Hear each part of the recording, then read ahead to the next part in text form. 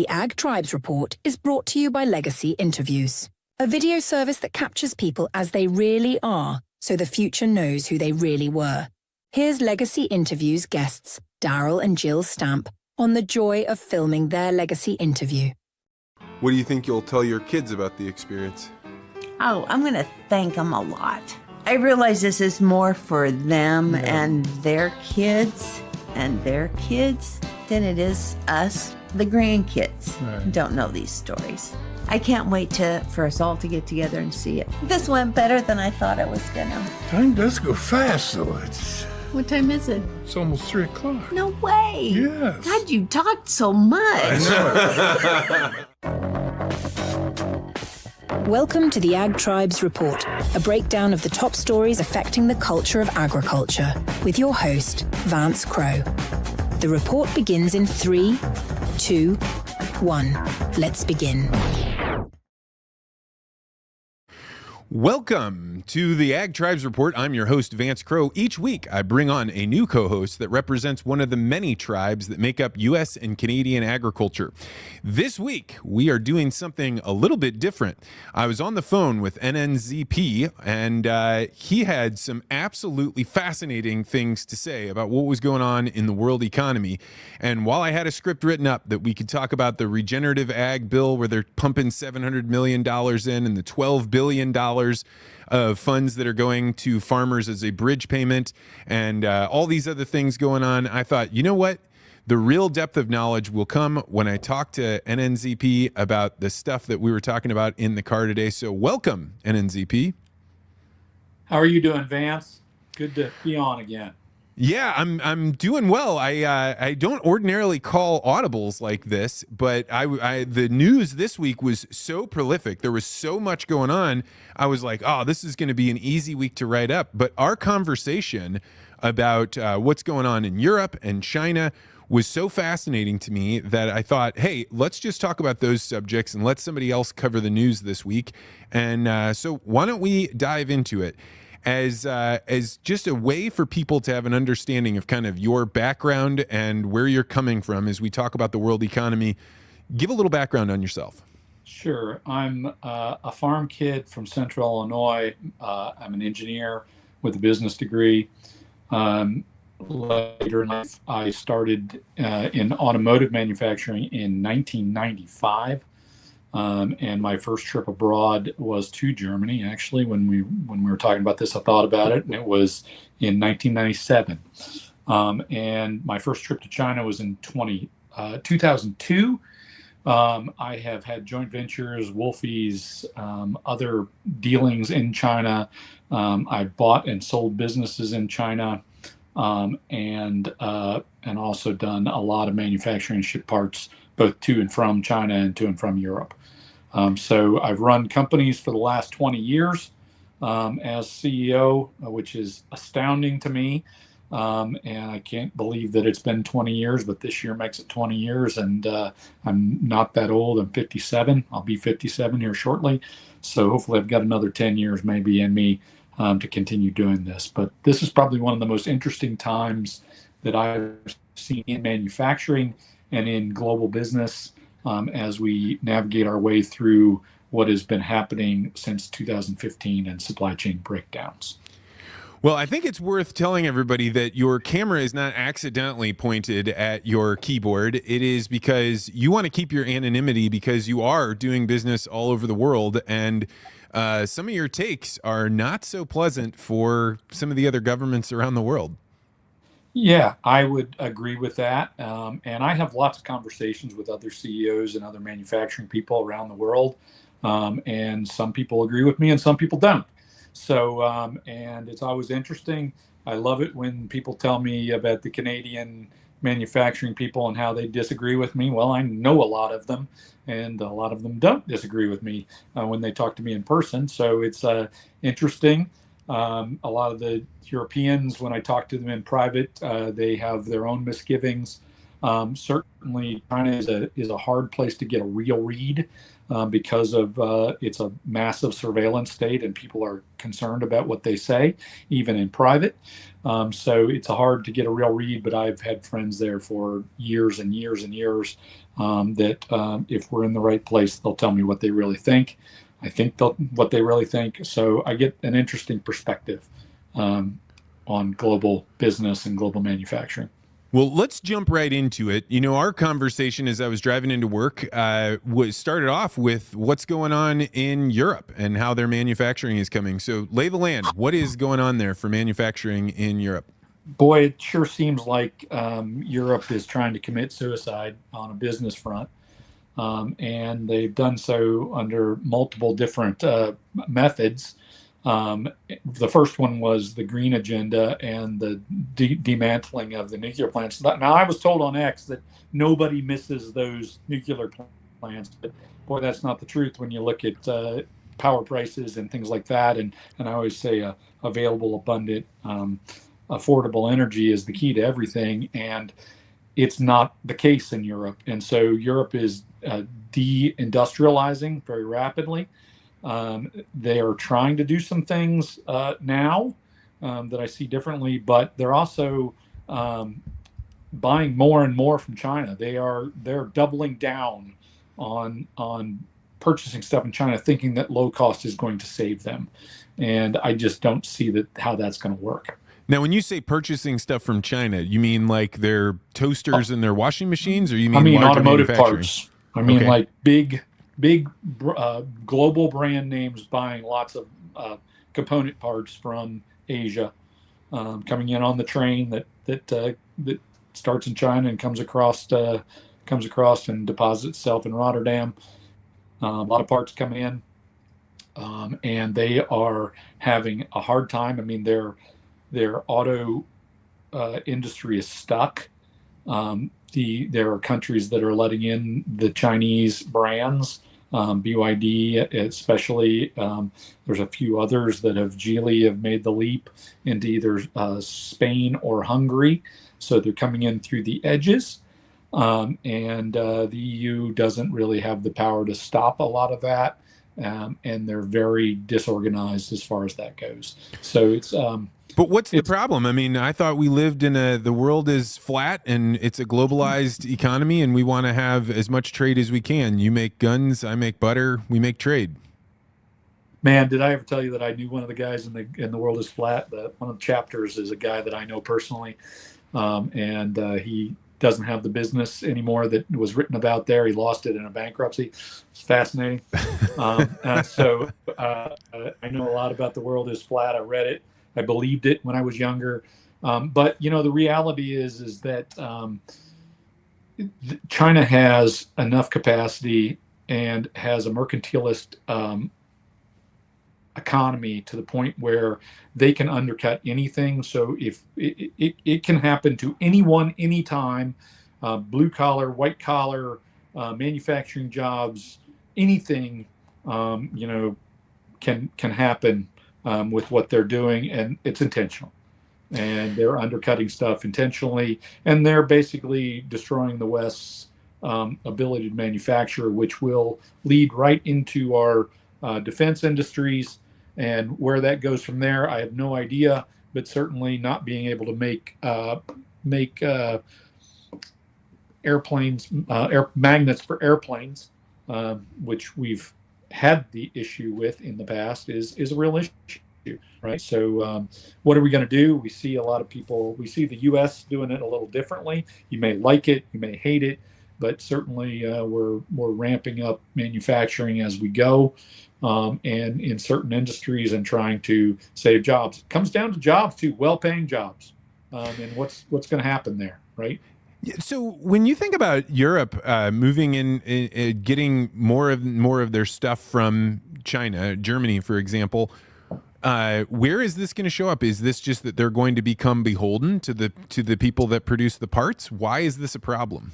I was told by a well-placed person in China that at some point you would see German automotive plants being sold to Chinese auto manufacturers to manufacture.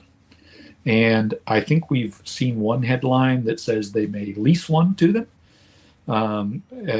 These are big companies that have been very successful, and they are struggling with output and struggling with cost, and they're struggling with competition with these, especially with electrification and with general cost. And so talk to me about China, because what you told me this morning kind of shocked me, that they're going through a deflationary cycle. I almost don't believe in deflation. Yeah, I mean, it's certainly deflationary in China. It's well known in China that they're going through a deflationary period. They call it involution. And there's actually been, Xi has actually given some speeches on stopping involution in the automotive industry, which means they have too much capacity. Prices are going down, which is the definition of deflation, right? We have wages that are going down. We have massive youth unemployment in China. House prices have been collapsing, have collapsed and are still continuing on a downward trend, even in tier 1 cities. So they have a lot of issues. They have built up a capacity base that is just eating itself. And what they want to do with that is they want to export that to the rest of the world. And Europe is letting them. We are not. I know that people are struggling with some of this stuff, and how does that affect our inflation? And it will. But it also is, I think, an existential way of life. So let me see if I understand. In China, they created so much production capability. They could produce cars, they could produce microchips, they could produce all kinds of things. And now, because Europe and the United States, maybe as a result of the tariffs, they're not buying as much, and so now you have all this capacity, but people aren't buying it. It's not necessarily to do with the fact that we're not taking it anymore. What you have to realize is it's a command economy, right? And the signal, the demand signal and the supply signal do not meet. So they build capacity because it's GDP, right? They need GDP growth. They need 5 to 7% GDP growth to stay in power. So they're going to do that somehow. So they build capacity, and where that capacity goes in the end. They don't worry about that until they got a problem, and now they have a problem. I mean, steel is a great industry. They just defined a company for expanding capacity when they were not allowed to, right? I mean, so steel they can probably make 5 times the steel that they can use in China. So the capacity is disconnected from demand. It's all about employment. And when you think about what their goal is, it's employment. And so they invest, and then you have a decentralized model. It's centralized and decentralized. So there's a central government, but the joke or the parable is that the emperor is strong, but he is far away, right? And the provinces, how they get promoted in the CCP is they do well in a province. So if you're a provincial head, you want your province to show economic growth and employment and forward movement, and that's how you get promoted into higher cadres or to a better province, right? So the provinces compete against each other, and so even though there may be an excess of steel capacity, there might be a province that still builds a steel mill because they need the GDP, right? So it's disconnected from the market signals. And as you look at China, you're seeing something different than what is being, I think, propagandized to us all the time. China is rising. They're getting so big. They're so powerful. Everything we need to do is oriented around making sure China doesn't overtake us. Where is that not accurate? So I didn't say it wasn't accurate. Remember, we discussed 2 things can be true at the same time. China's got a unbelievable manufacturing capability, and they have overtaken us in many things, right? And if the yuan was accurately valued, they would probably be equal in size to our economy, and in the U.S. So in North America, so they have, but they have created such massive capacity. They need somewhere for it to go. And so what they're doing inside literally is they're driving their prices down to the point where you can't profit. And profit is not a motive in a lot of these companies. There again, it's a communist country. It's a totalitarian system with its command economy. So profit is not necessarily their end goal, which is the United States is an economic union, right? It's about profit, and that's the way it was, built up, and it's the way it's been since day one. And we worry about profit. Is it? I don't know, man. We're handing out a $12 billion bridge loan where the first words out of their mouths when they announce this loan is there's more money coming and we're going to give you $12 billion. It seems to me that China is a communist country with capitalist leanings, and the United States is a capitalist country that's using communist strategies in order to be able to keep the aristocracy owning the land. Well, we certainly are moving closer together, aren't we? And I think we were moving a lot closer together. Like China's kind of reversed some course, and they've centralized a lot more since Xi came into power. And I just posted on X an interesting podcast to listen to about kind of how he changed the game on Pekinology.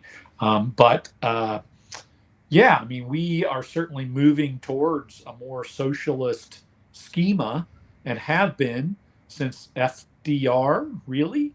But it's really taken off in the last 25 years, I would say, as we've moved a lot of manufacturing and a lot of high value jobs out of the central category. And we've turned ourselves kind of into a monocrop in the farming world, and it's born all the time for reasons you've talked about, and other people have talked about insurance and about, crop insurance and about other things, and keeping things going.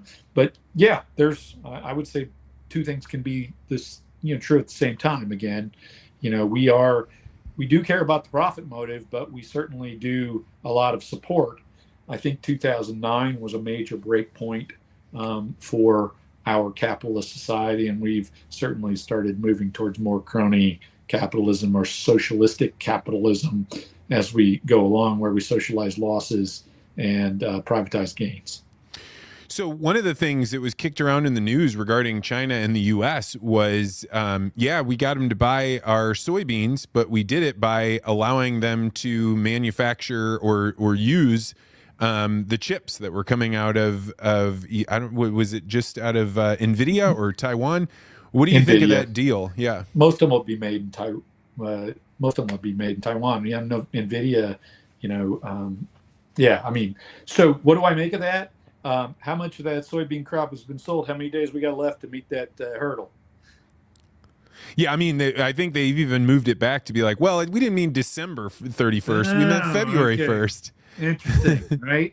Yeah, I mean, I think the recent NVIDIA announcement about the N200 chips, I think there was something in the supply chain that was going to break, and I think that the reason why those chips were let loose is because we needed help.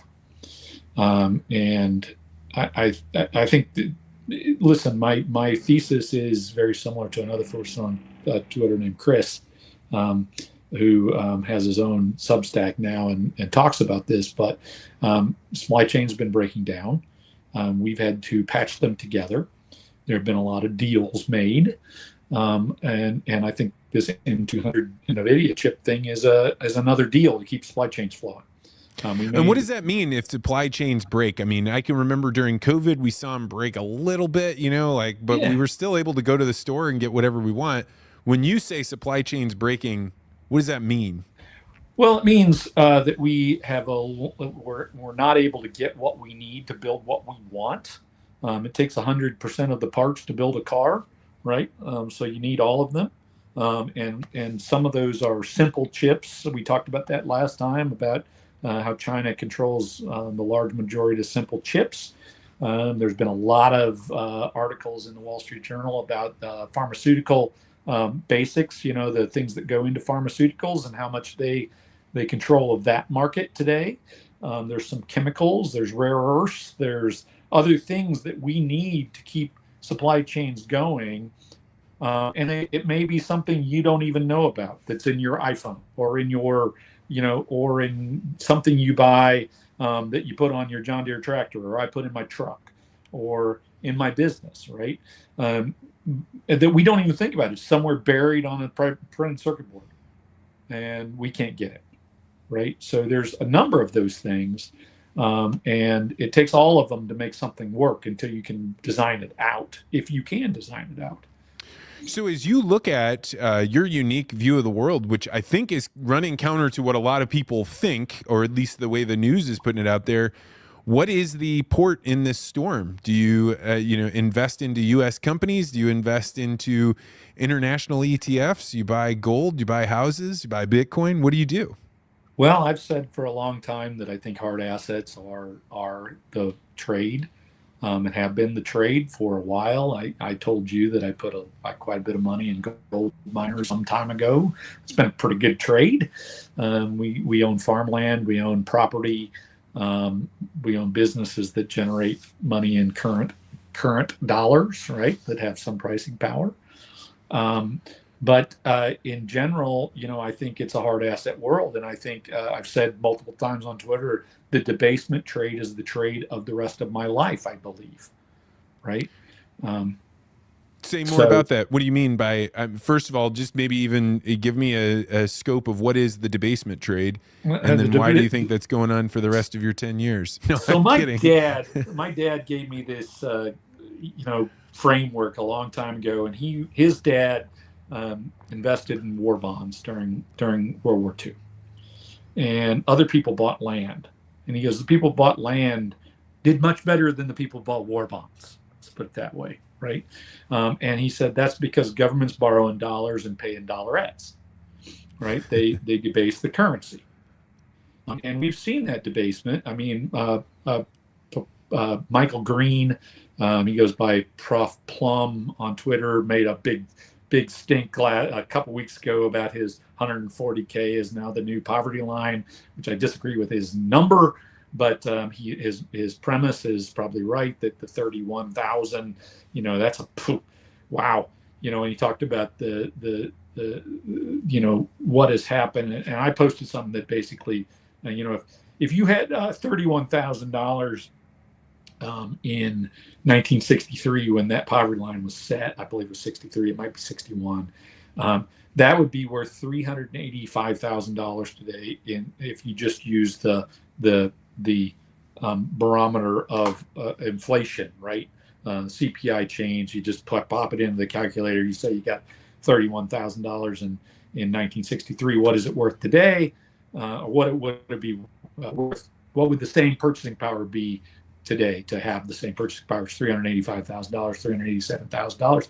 If you pop it in gold, it's $3.5 million, because gold was $35 an ounce fixed in 63 until we closed the gold window, right? Now it's $4,000 now. You can buy 885 ounces of gold with $31,000 at $35 an ounce, right?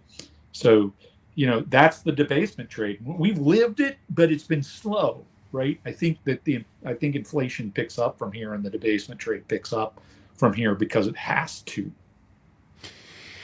But there is a counterpoint to this, and it is the boomers and aging boomers and them spending less, and that would say that maybe it's deflationary.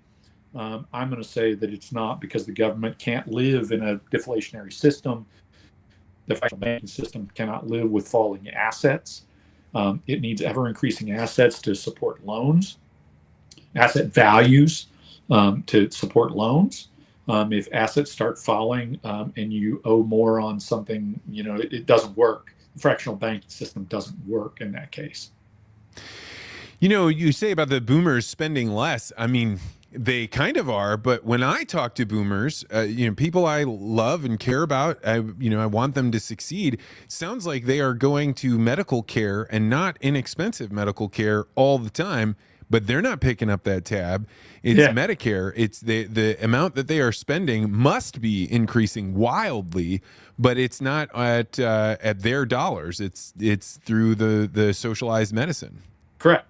Yeah, and what is healthcare? The number one employer in 37 states or something like that, I think. Yeah, and we right before the show aired, and I was like, just ripping apart the normal Ag Tribes report. I threw out there if you had a Peter Thiel paradox, and you kind of chuckled and said, "Yeah, I've got one you won't agree with." So I'm dying to hear it. What is one thing you believe that your tribe does not agree with you on? Not all my tribe, but a lot of them, I would say. And it's about ag, and it's about solar and some other things. And I think sometimes solar might be the highest use purpose for ag land. Ag land in Illinois, where the soil is so good? Well, there's a lot of it that's been put in ag land, and if prices are going to stay where they're at, then maybe, unless some other land is going to come out of production. Okay, so maybe say more about this, because you think that high quality farmland is certainly, you must be distinguishing between really high productive land and Vance. I grew up in the world of irrigated sand, so I'm not the the typical Illinois I-state farmer around Bloomington or something, right? Or in the high, or north of Peoria in the high, or down around Springfield. We're irrigated sand farmers. So high quality land is different around us than it is other places. But I think that it's troubling that farmers are incredible, and the amount of productivity that we've gained through agriculture over time is unbelievable. And I never bet against the American farmer, but do we have too much corn? Do we have too much soy today? I mean, we didn't think so remember farm ditch to ditch, right? 1970s. Do we need to farm ditch to ditch today? Is there a lot of land that is now marginal land, highly erodible land out west that's in corn? You got to convince somebody to take some of it out. Unless you're going to find a new market for corn, and it can't all be ethanol. I mean, what's electric cars going to do to ethanol? Well, I mean, I personally think the way that we've made that demand go up is because we've subsidized it through, mandating ethanol in gasoline. Yeah. And so, if we're doing all things being equal, I think the market can't find what its most valuable purpose is because it's lost its signal. Yes. Right. And so to me, the loss of signal does not equal solar. When you're talking about solar, are you saying solar that is propped up by government spending for, hey, we want to have a larger mix of solar energy, so we're going to add tax subsidies and an actual writing the check to people? We talked about this earlier. Is there anything that's not propped up by government spending? Bitcoin. I mean, yes. So I mean, the answer is, I think I'm an all the above energy guy. I think energy is the key to everything, and it needs to be made abundant, available, and affordable. And our lack of nuclear projects really bothers me. And but I think it should be everything, right? We should be doing all of the above. So I think solar is good in some cases, but we need baseline power. That baseline power should probably be nuclear. We invented the molten salt reactors in the 60s. We have yet to deploy them. China's going to deploy one before we do, by the way. They're working on it right now. And they have 15 nuclear projects in the works being built. Actually dirt moving, and we have 0. Right? So, we need to do wind. We need to do solar. We need to do, they're building coal plants. We're not building coal plants. Okay, I mean, I'm with you. Like, let's get as much energy as we can. I struggle to imagine that the best place to do that is in an I state, where you could be growing something with valuable soil. Again, my part of the I state's a little different than your part of the I state where you grew up, right? So you should come visit us one time, and I'll show you the farms that we're talking about, and we can talk about the economics of those farms. Right. But certainly this year was not a big winner for us. Let's put it that way. Right. And if it was a big winner for anybody, I would be highly surprised. But some good ground guys probably didn't have to put on nearly as much NPK and have a lower input cost than we do on our irrigated sand. So what do you think happens with our energy grid? Are we going to be able to break through all the bureaucracy and get nuclear? Are you going to see, in your lifetime, a nuclear plant be up and running in the U.S., a new one? I've said for 3 or 4 years that we'll get nuclear energy for data centers, not for the proles, not for the proletariat, right? So I'm joking a little bit about Russia. But it's not going to come for regular people. It's going to come for billionaires, and they're already doing that. By the way, I mean they're trying to resurrect nuclear plants like 3 Mile Island to supply data centers, right? Yeah, I mean, and I'm all for it. Like, create as much energy as you possibly can. I'm totally with you on that.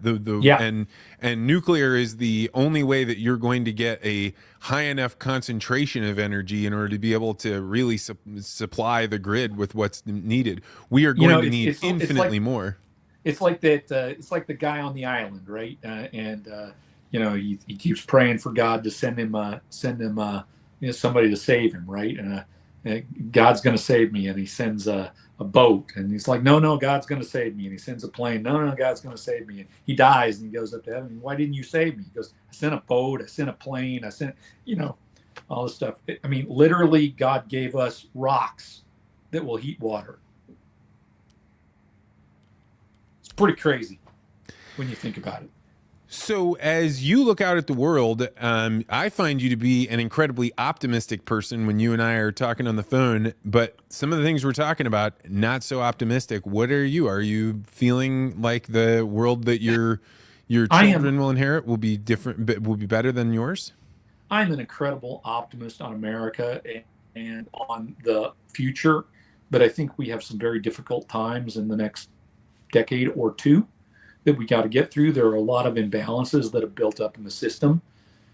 We have not had a business cycle that hasn't been shortened by government money sugar highs since probably 99, right? So the system has not been able to clear, and we have a lot of imbalances in the system. We have an aging population, we have a changing population, and we have we have some real divisions in the country. I read Howe and Strauss's Fourth Turning back in 2008, and it gave me a framework of which to think about what will happen. So I was not unprepared. I was prepared, I should say, for some of what I've seen, but not everything.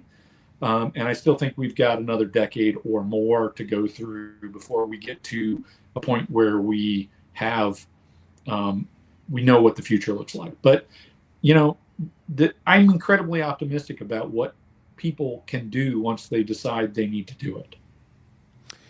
Well, that's as good a place as any to end that I think we could possibly find. Thank you so much for coming on. If people wanted to engage with you, hear more about your ideas, where would you send them? I'm at Twitter at NNZP, 1730? I think so. Yeah, I think so. And that's the place where I generally have conversations. I hardly ever mute anybody or block anybody. I have great conversations. Sometimes they start off pretty rough, but we generally reach a point of where I like hearing other opinions, right? So it's great to hear other opinions, and that's where I do it. Well, thank you so much for coming on, and we'll have you on again soon. All right. Thank you. All right, that's going to do it for the Ag Tribes Report this week. If you have been thinking about what is a gift that I could give someone that has everything, then I would offer up the legacy interviews. This is where I sit down with your loved ones to record them telling their life stories, to talk about all of the things that their life was like when they were young, what they experienced, what they went through, what they really found was the great meaning in their lives. And they often tell great stories about their children, about some of the things that happened to them. It is a wonderful experience. And not only that, you will have a recording that you can show your kids and your grandkids, and they will know where their people came from. If you're interested in booking a legacy interview, go to legacyinterviews.com. There you can find a contact page. We can talk about your loved one, and we can figure out whether doing an interview here in person or online, doing a single interview or doing it over a whole day is the right fit for you. Thank you so much for joining me here on Legacy Interviews. And as always, feel free to disagree. So the conference organizer has a terrible challenge. The audience can pull out their phone and pull up anyone talking about anything. How do you find somebody that is both going to reach every single person in that audience and yet still have that spike of energy where people are electrified because they're hearing about things that they aren't used to or that make them think about things in a different way? The most important question that I ask a conference organizer is, what is it that you want people to feel? What emotion do you want them to have when we leave this talk? What's their disposition? How are they going to interact with one another? What does this prompt in the people that are there? It's not just the information. What you're giving them is energy, a reason to be there in that moment. Now they take that energy and they share it amongst each other.